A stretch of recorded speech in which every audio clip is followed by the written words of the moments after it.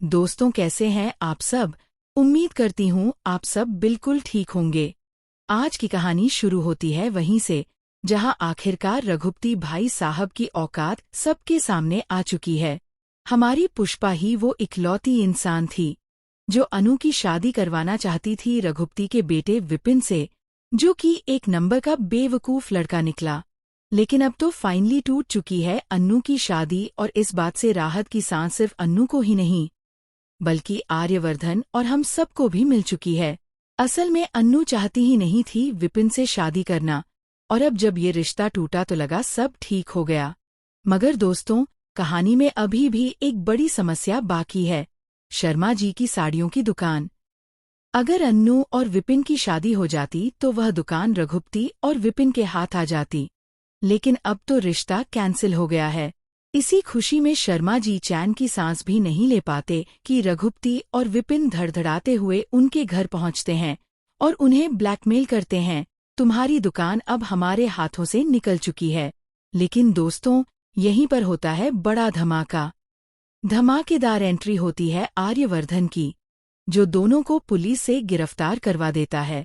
इतना ही नहीं, वह दुकान खुद खरीद लेता है और उसकी चाबी जाकर शर्मा जी के हाथ में सौंप देता है।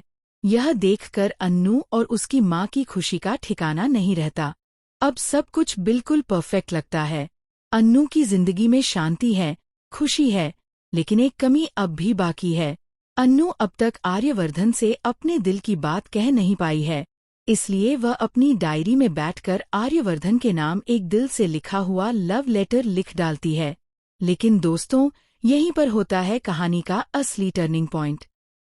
वो लव लेटर गलती से चला जाता है पुष्पा के हाथों में, और जैसे ही पुष्पा उस लव लेटर को पढ़ती है, उसका दिल दहल जाता है।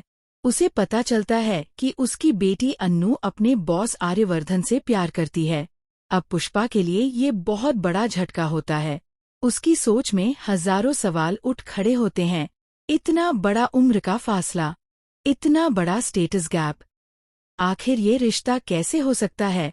घबराकर वह तुरंत अन्नू को ऑफिस से बुला लेती है ताकि उसकी क्लास ले सके।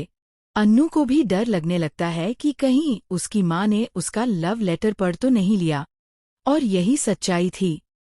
अब घर पर होने वाला है एक नया तमाशा, एक नया हंगामा।